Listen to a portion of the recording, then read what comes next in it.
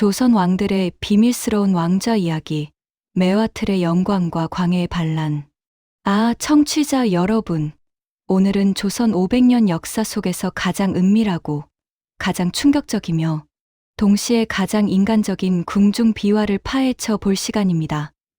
바로 조선 왕들의 가장 사적인 의식, 용변 이야기입니다. 궁궐의 장엄한 용포와 번쩍이는 금관 뒤에 가려진 지극히 인간적이면서도 왕의 위엄을 한시도 놓쳐서는 안 되었던 그 순간들.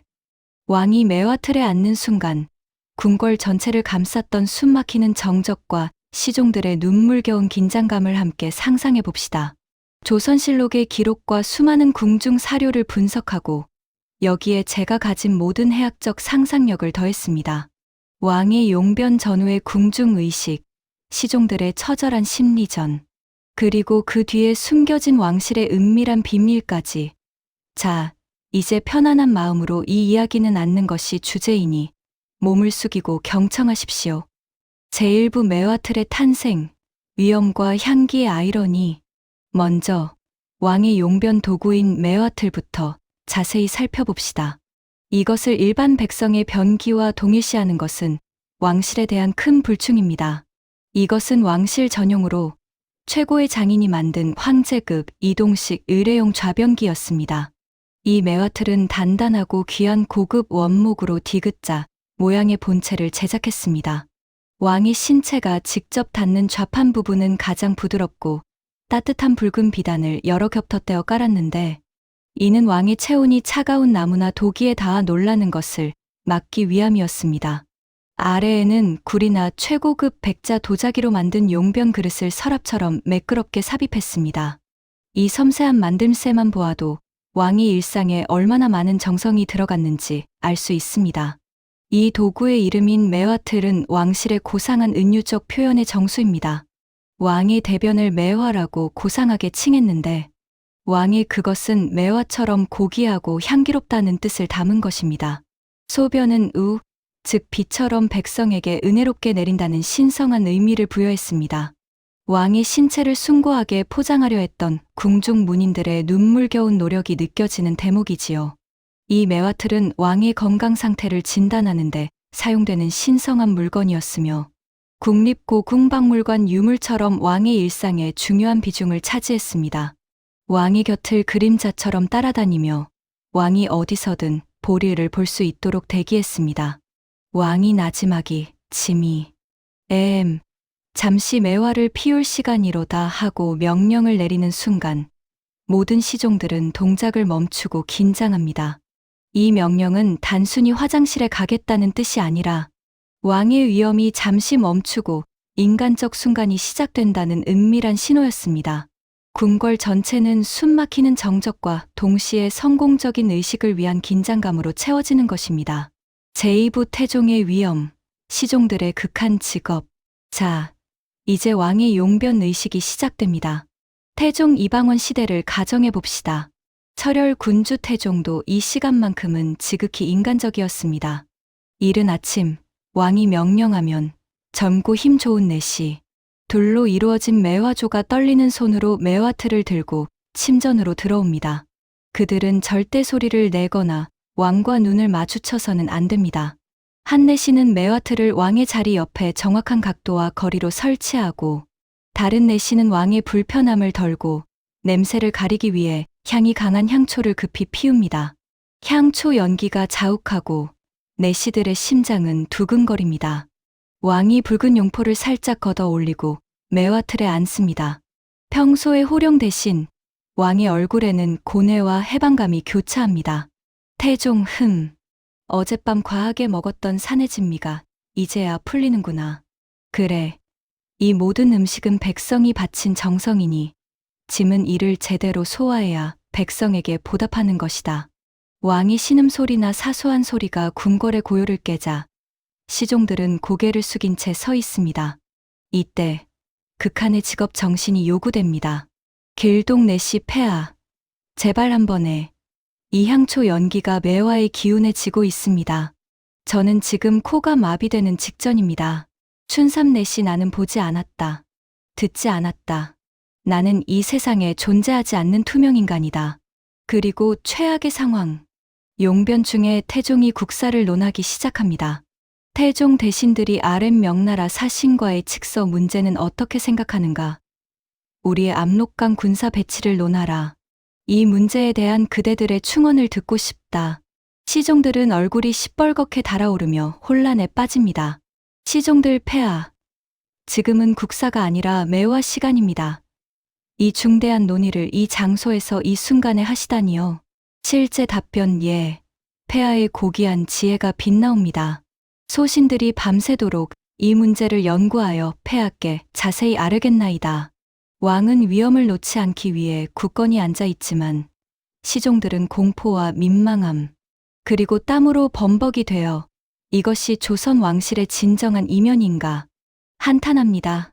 제3부 용분 처리반의 눈물과 황금빛 진단서. 용변 후 처리 과정은 더욱 치밀하고 신성하게 진행됩니다. 왕은 절대 자신의 배설물에 손을 대거나 치우는 것은 금지되었습니다. 왕이 침전을 떠나면 시종들은 조심스럽게 매화틀을 들고 나갑니다. 내용물, 즉 용분은 그냥 버려지지 않습니다.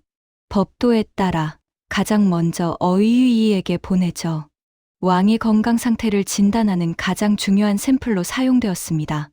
어이 매우 신중하게 색깔과 냄새를 맡으며 오, 이 매화의 색깔이 황금빛을 띠고 점도 역시 완벽하니 폐하의 기운이 매우 왕성하도다.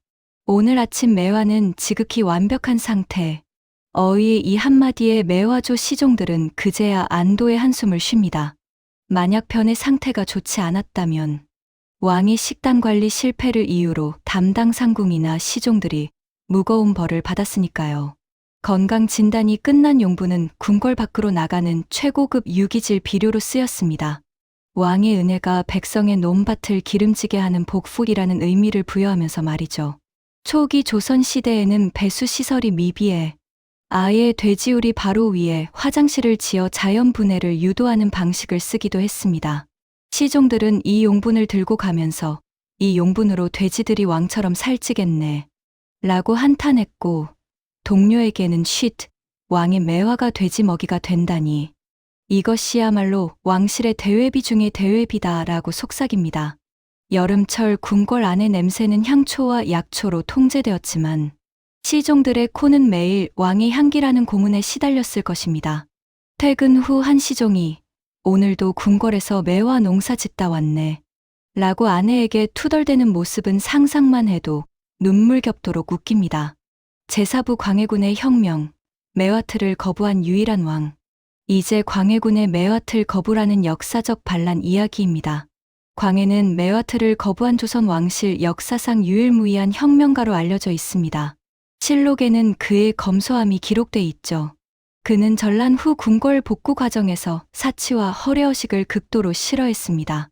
매화틀 역시 너무 화려하고 왕을 과도하게 신성시하는 불필요한 장식이라고 생각했습니다. 광해는 대신 자연주의, 극단적 실용주의 방식을 선택합니다. 그는 궁궐 정원에 나가 직접 땅을 파고 보리를 본 후 다시 흙으로 덮는 소탈한 방식을 고집했습니다. 광해군 당장 매화틀을 치워라. 그 사치품은 내 눈에 거슬린다. 짐은 백성처럼 땅의 기운을 받아 흙과 하나 되겠노라. 시종들은 충격에 휩싸입니다. 폐하, 매화틀이 없으면 용포는 어떻게 처리하며 용분이 그냥 땅에. 한내 씨는 너무 놀라 입을 다물지 못합니다. 광해가 직접 호미를 들고 궁궐 정원 구석으로 걸어갑니다. 흘 파는 소리가 궁궐에 울려 퍼집니다. 시종들은 멀찍이 서서 경계 근무를 섭니다. 시종들 속으로 폐하, 혹시 맹수가 덮치기라도 하면 어쩌시려고. 그리고 이 땅에 묻은 용분을 의원에게 어떻게 파서 가져가야 한단 말인가. 용변 후 광해는 흙을 덮으며 이것이 진짜 왕의 방식이다. 허례허식이 없는 흙의 방식이라고 웃습니다. 시종들은 민망해서 어쩔 줄을 모르며 속으로 광해 폐하, 진정한 혁명가시네. 하지만 내시들의 코는 너무 괴롭다. 하고 한숨 쉽니다. 처리. 시종들이 밤마다 몰래 땅을 파서 깨끗하게 치워야 했죠. 덕분에 궁궐 정원의 풀과 나무들이 유독 비료를 잘 먹고 푸르게 자랐다는 후문이 돌았습니다. 이 일화는 광해의 실용성을 보여주지만 시종들에게는 매일이 민망하고 냄새나는 혁명이었습니다. 결론 왕의 왕좌에 담긴 역사의 아이러니와 유산, 다른 왕들 역시 자신만의 변기 철학을 가지고 있었습니다. 세종대왕은 과학자답게 수세식 장치를 매화틀에 달려고 시도하다가 물이 넘쳐 대참사를 냈을 수도 있습니다. 인조는 광해군을 몰아낸 후 광해와 반대로 더 화려한 매화틀을 쓰며 광해처럼 땅 파지 말고 매화처럼 우아해야 한다를 외쳤습니다. 결론적으로 조선 왕들의 용변은 단순한 생리 현상이 아닌 조선 왕실의 품격, 왕의 건강, 시대의 검소함, 그리고 한 왕의 혁명까지 모든 것이 담겨 있는 궁중의 가장 은밀한 드라마였습니다. 매화틀은 왕의 고귀함을 상징했고 광해의 거부는 그의 실용적인 통치 철학을 보여주었죠. 다음에 궁궐에 가신다면 화려한 정각 뒤편에 숨겨진 매화틀의 역사를 상상하며 웃어보세요. 이 이야기처럼 여러분의 일상도 유쾌한 웃음과 풍성한 이야기로 가득 차기를 바랍니다. 감사합니다.